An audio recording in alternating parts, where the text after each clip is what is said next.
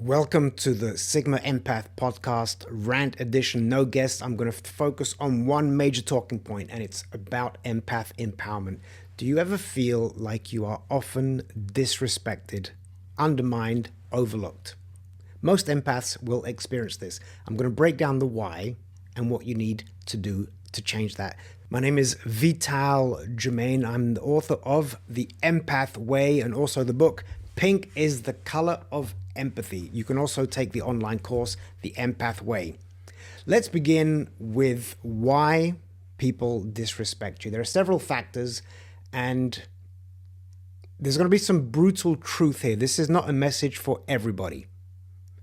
One of the biggest challenges for the empath to step into empowerment is we stay in victim mode.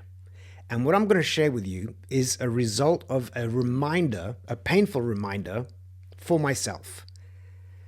And this happened the other day, and I stepped briefly into victim mode. I started to blame. I put the responsibility, the accountability on others in the way that they had treated me. The biggest foundation of why empaths are disrespected is because we are nice. We are nice. When we want to only be kind, never be nice. Why?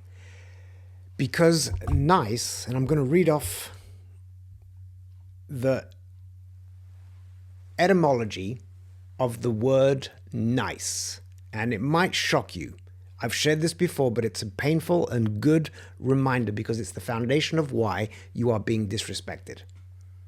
The word nice has a fascinating etymology, shifting dramatically from its Latin roots to its modern meaning. Initially, nice came from the Latin word necius, meaning, you ready?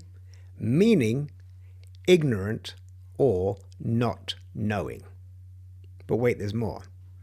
Over time, it evolved through Old French, taking on meanings like foolish, silly, and simple. Its current meaning, its current interpretation is pleasant and agreeable, which are still very problematic. Why are they problematic?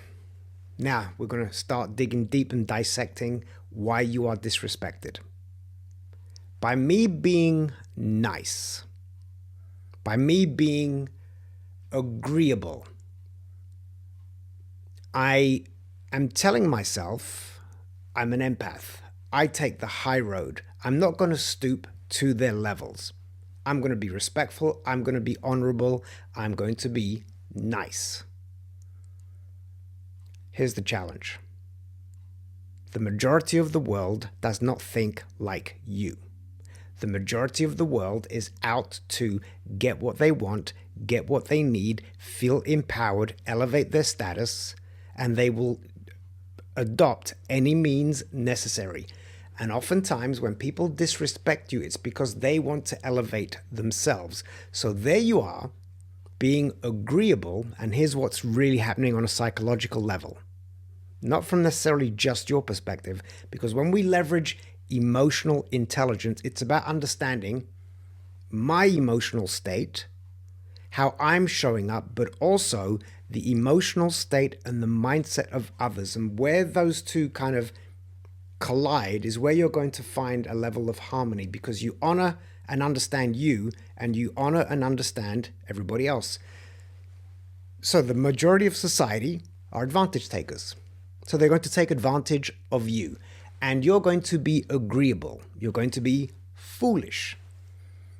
And so what they perceive, what they understand is, here is prey. They are being submissive. I can do what I want with this person. There will be no resistance. So you know what? I'm going to take money. I'm a thief. I'm going to take money out of their wallet, out of their purse. Can you believe it? They didn't say a thing. So I'm going to do it again. Meanwhile, you're being agreeable. You know what? I'm not going to make a stink because I'm an empath. I'm going to take the high road. I'm just going to walk away and say nothing. I'm going to maintain my peace. And you've basically invited, and it gets worse. Not only have you invited, this is the painful realization for empaths when it comes to empowerment. Being agreeable, let's call it what it is again, call it what it is being submissive. In you being submissive, not only am I inviting you, allowing you to doing it again, I am enabling you. I am handing you the power on a platter. Go do it again. You're going to get away with it. And you know what? While you're doing it, I'm going to be kind. I'm going to be nice. I'm going to wish you well. So you're being walked all over. You're being disrespected because you are telling people you can disrespect me. And then what's going to happen is you're going to feel a level of pain because it's not nice to be taken advantage of. It sucks. And you're going to complain. Maybe you're not going to dump on other people, but internally you're going to be like, can you believe they said that? Why would they steal my money? And they did it again. And then maybe you found the courage to point it out. Well, I told them to stop stealing my money. But you left your wallet open out on the table with all the dollar bills, the $100 bills sticking out. And then they did it again. And you went and complained to other people. But you took the high road. You didn't call out the thief. So they're just going to keep doing it. And now they see you as a fool. Can you believe that, clown? They keep leaving their wallet open. And I keep taking their money. This is a feast. I'm going to keep doing it. So as an empath, there comes a time when you have to look in the mirror and say, I am enabling this behavior. I am allowing myself to be disrespected. It is my responsibility to change me. Something in me needs to change so that they stop disrespecting me. And then you've got to self-evaluate. What am I doing? Oh, I'm being nice. I'm being agreeable. I'm being submissive. And it's a painful realization. And I just had this reminder the other day. And what did I do? I vented.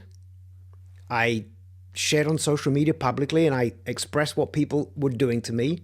Because in the moment I was hurting and I needed to get it off my chest. And it helped. Venting helps. But then I took time to self-reflect and analyze the situation. Well, I was being nice. Why? I'm going to be completely blatantly honest. Why was I being nice? I'm building a coaching business and I want to attract more clients. So in my head, I'm thinking, I've got to build my social media account. I can't alienate people. I can't offend people. I can't be abrupt. Oh, be careful with those boundaries, Vital. You're going to offend people. They're going to unfollow you. I'm being accommodating. I'm being agreeable. I was being submissive. Not setting firm boundaries. And then here's the strange thing. This is the best part. When you do set boundaries, clear boundaries, you call people out because you've held yourself accountable. And you now have the self-confidence to say, no, you will not treat me like that anymore. I saw you take money out of my wallet. I'm going to hold you accountable. I called you out. I don't have to be an asshole. I don't have to be mean when I call you out, but I've got to be firm and strong. I saw you take money from my wallet. And if you do it again, here are the consequences. I'm going to call the police. I'm going to punch you in the face. I'm going to hit you over the head with a baseball bat. Whatever the consequences is, you let them know clearly. Don't walk away and pretend it didn't happen. Call them out. I saw what you did. If you do it again, here are the consequences. And then, of course, if they do it again, you've got to follow through. And now here's the strange thing. You've called them out. They're going to challenge you. They're going to test you. They're going to try and push you again. They're going to try and take that money again from your wallet. Maybe they're going to go into your jacket or your purse. Now you've got to enforce those consequences. And eventually what happens is they now become afraid of you because they know you're going to resist. And that fear, it's unfortunate, but that fear looks, smells, tastes, sounds like respect. Oh, I can't mess with that empath because they're going to call me out on my shit. They're going to punch me on the nose. They will get medieval on my bum if I disrespect them. So you know what? I'm either going to stay away or I better start showing that person respect. It's a strange psychology that when you are blunt, firm, not mean, when you're blunt and firm, people will respect you. Along your journey of empowerment, this has to be the foundation of your new character for tomorrow. You've got to be willing to feel uncomfortable, to not be the fool, to not be the clown, to not be ignorant, to be dignified, to honor your value, to respect yourself, not to enable. Biggest hurdle for the empath, but it's the most impactful hurdle that if you can overcome and sustain it, you're going to have to revisit this regularly, as I just did. And yes, there is a level of pain. You're going to lose a level of popularity. You're going to lose fake friends. You're going to be viewed as difficult. There's going to be gossip. There's going to be rumors. There's going to be smear campaigns about you. Because nobody likes to give up the candy that they were getting for free. And all of a sudden you said, you know what? The candy store is closed. If you want candy, you've got to pay for it. And the price is, you better respect me. There you have it. That was my rant edition for the day. If you want to do a deeper dive into all these topics, please follow, like, especially subscribe. Click that subscriber button. Get my books, The Empath Way. Take the online course, The Empath Way. Read my book, Pink is the Color of Empathy. And if you really want to do a deep dive, check out my link in the description. We can go on a coaching journey where I will truly break down and customize the curriculum to your situation, to your timing, and it will change your life. I've been honored to change a lot of lives so far, but I want to change more. I want empaths to be empowered. I want to see the downfall, not in a mean way. I just want to see the narcissist, the bully, the advantage takers stop doing what they do. I want empaths to be empowered and to be, the most important thing, to be at peace.